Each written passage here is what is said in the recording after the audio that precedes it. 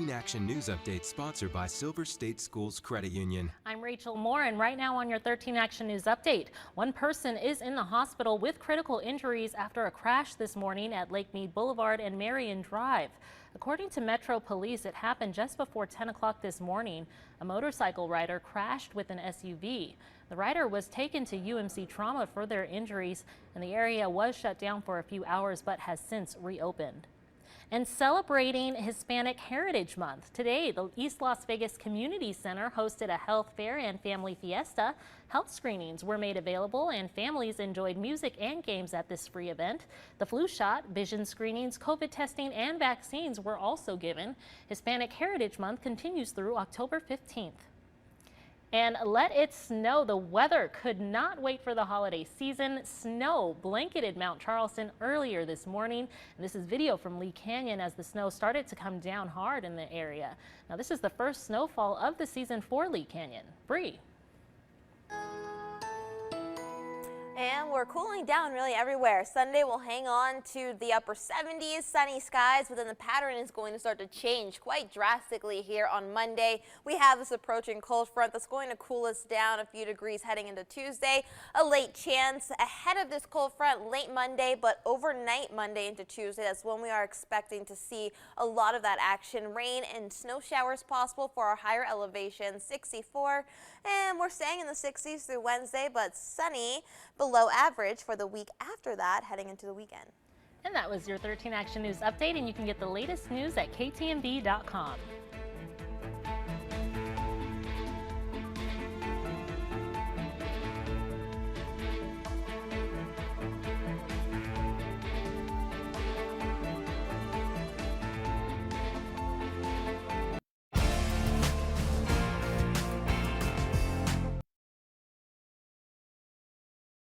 Millions of tourists flock to Las Vegas every month to spend their time and money on the iconic Las Vegas Strip. But if you're a local, you know there's so much more to experience. I'm Danny Beckstrom. Welcome to How to Vegas, your weekly guide to Las Vegas and Southern Nevada. In the next 30 minutes, we'll tell you about places and things that locals can enjoy, including seeing Southern Nevada's history firsthand, rock star Gene Simmons displaying his art here in town, and where you can find the nights off the ice. So let's get started. Before the Golden Knights kick off their regular season, 13 Action News' Jason Denant shares where the Knights like to chill out when they're not on the ice. In this week's Vegas Like a Local.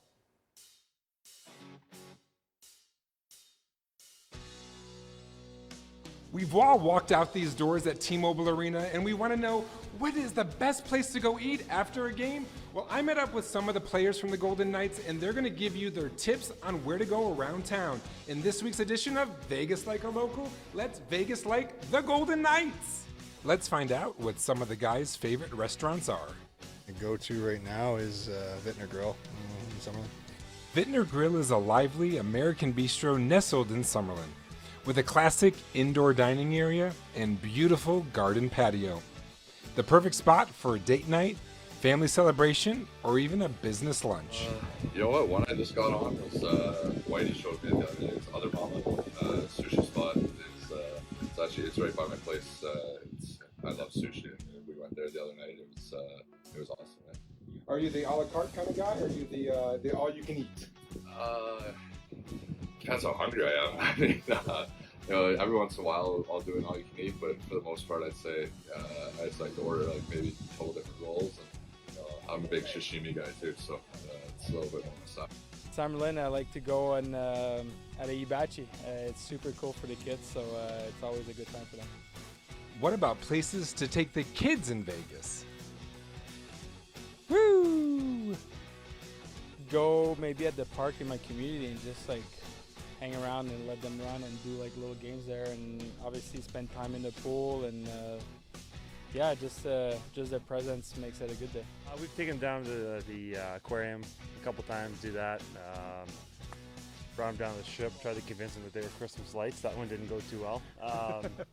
You know, with the weather here, it's so easy with the kids to get to play outside most of the day, so that part's been easy for them. And finally, I asked the guys what's their favorite overall thing about Sin City.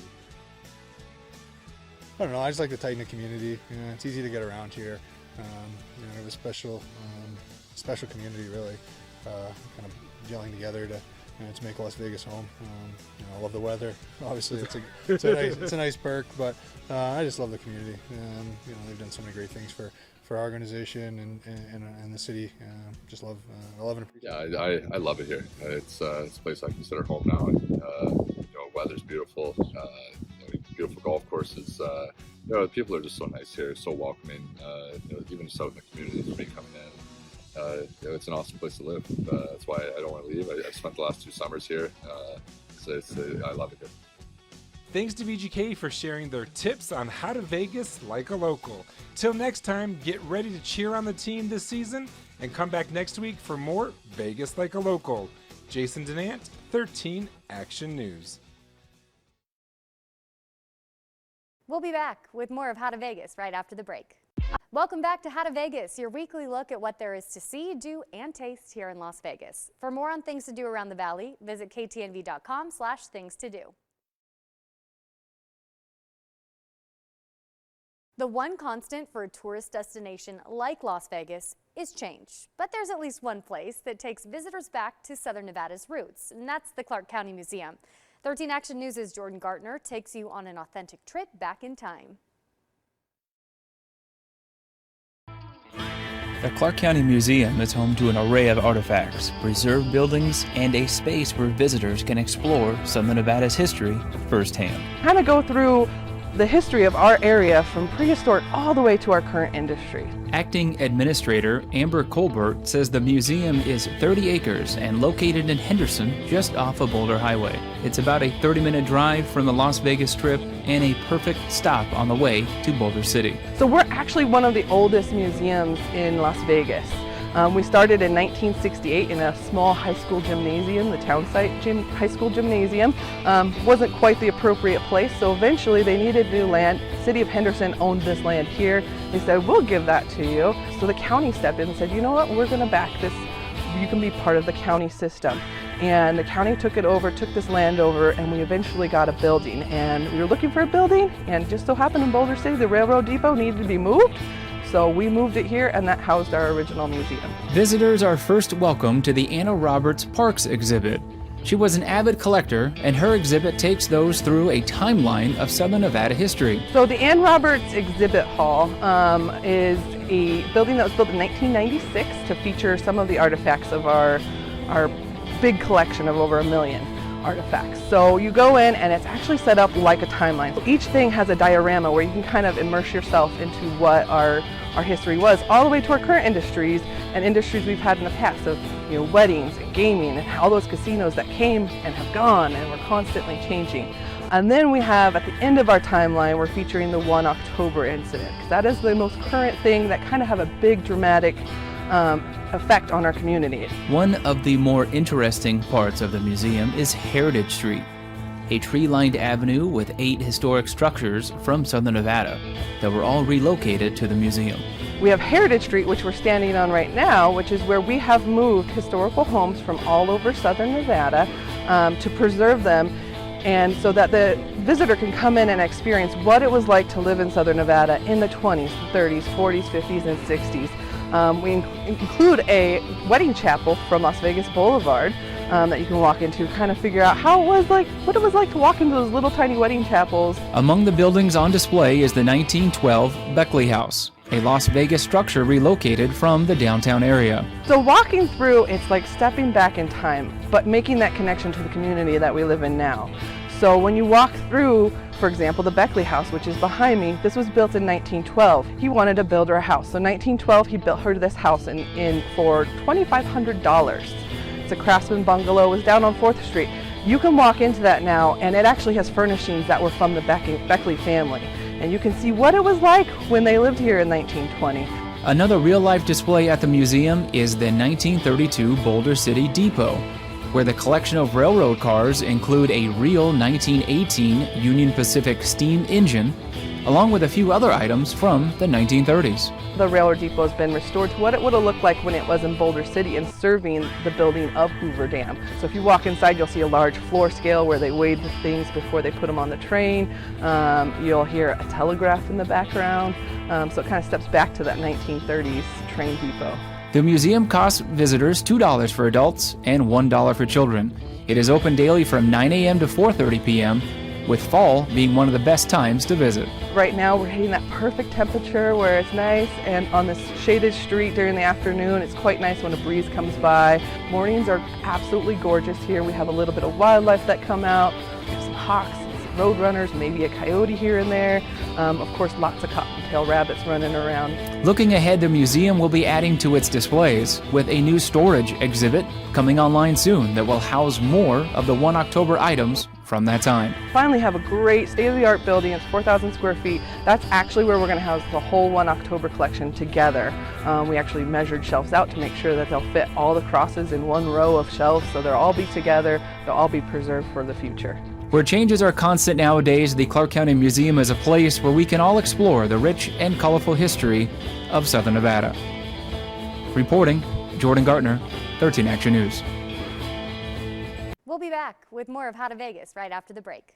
And for the rest of the weekend, we'll stay warm, slightly below average, but big changes in store for the beginning of the week. We have a very chilly fall-like weather pattern. This cold front is going to approach here on Monday. So ahead of that, winds will pick up significantly. Gusts as high as 60 miles per hour, sustained winds between 25 to 35 miles per hour. So that could disrupt some travel here, especially on Monday into Tuesday. Still a little breezy. And as this cold front passes through, we could pick up some moisture, few showers possible for southern Nevada, and even snow showers for our higher elevations. And this cold front, living up to its name, we are going to cool down quite a bit for Tuesday, well below average. Starting off, though, the week Sunday at 78, 77 Monday. Blowing dust is going to be a concern. Then we're down to 64 for our high just on Tuesday. Wednesday, 66. Sunny skies, though, for the rest of the week, and we will gradually start to rise to the upper 70s. Welcome back to How to Vegas, your weekly look at what there is to see, do, and taste here in Las Vegas. For more on things to do around the valley, visit ktnv.com/things to do. It's hard to find a rock star that hasn't done it all in Las Vegas, but KISS frontman Gene Simmons is doing something he's never done before in Sin City, showing off his artwork at a local gallery. 13 Action News' Amy Abdelsayed shares why the rock star kept his passion for art such a secret.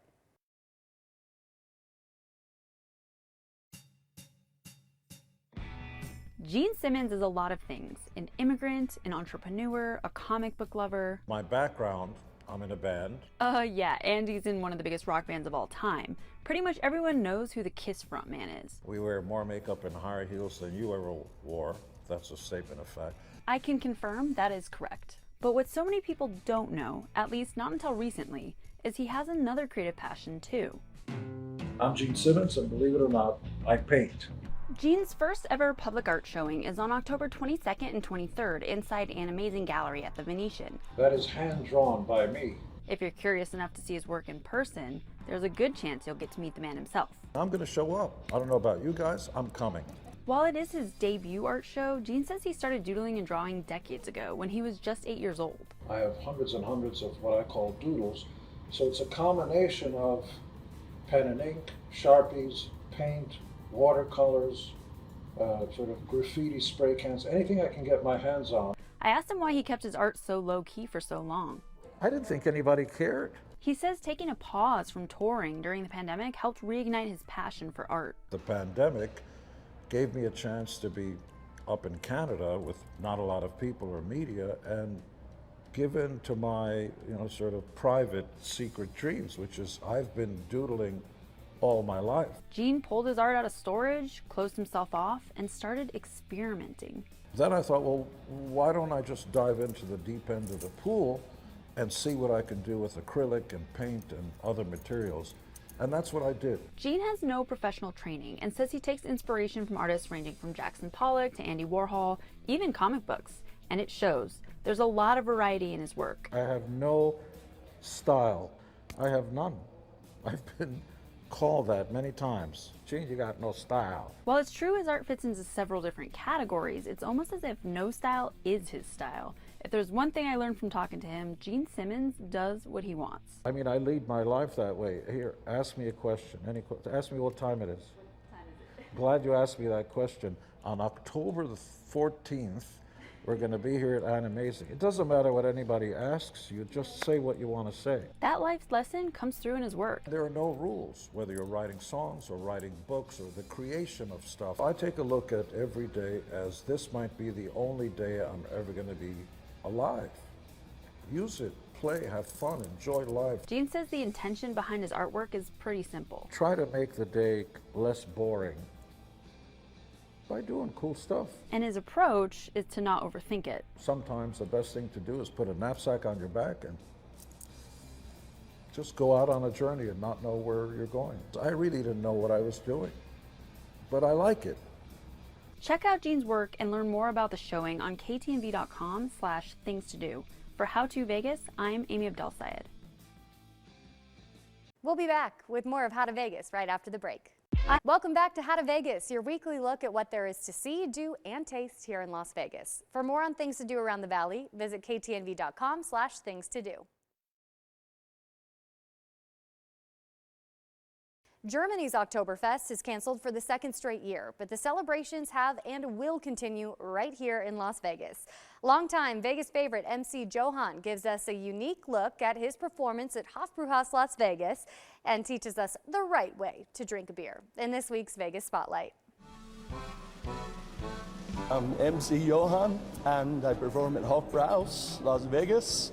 Now's Oktoberfest season, but I've been here since we opened spring of the opening, and so that's just about 18 years without 1 week off. My whole family was music teachers, and so I grew up with every instrument in my house. So I just fooled around on them and learned to play them all. My family's German, but I'm born and raised in Pennsylvania. So I grew up there. I came out west in about '79 to play music. I was playing back east since I was a young kid, but I came out here to work, mostly in the hotels. There was a German place at Excalibur, and they hired me to do a German band. So since then, I've been playing German music. I thought that was a long gig at Excalibur, 10 years in one place. And then that ended, and I was taking some gigs in San Diego, and I was flying back to San Diego here every week. And one day, I'm taking the shuttle from the airport. We come right by the street, and there's a big fence, and it says Hofbrauhaus Las Vegas, coming soon. I was like, wait, I thought I just saw it wrong. So I looked. No, I made the shuttle stop. I got out, wrote down the number. I said, I have to call these guys because I'm, at the time, the only German band in Las Vegas. So normally I play by myself, one-man show, but for Oktoberfest, it's my 3-piece band. We've been 5, 6 pieces, but now it's my 3-piece band, and they're amazing. Got one of the best, if not the best, tuba player in town. Oktoberfest, actually we have Oktoberfest year-round here. We celebrate it every day. But during the actual Oktoberfest, we have extra contests. We have celebrity keg tappers come in every weekend, Friday, Saturday, 8 o'clock. The contests kick in, the festivities kick in, and usually the crowd is louder than the band. But if you want to party, 8 o'clock on to closing is the time to come. And how is a proper way to drink beer? Well, if you have a second, I'll show you. Okay.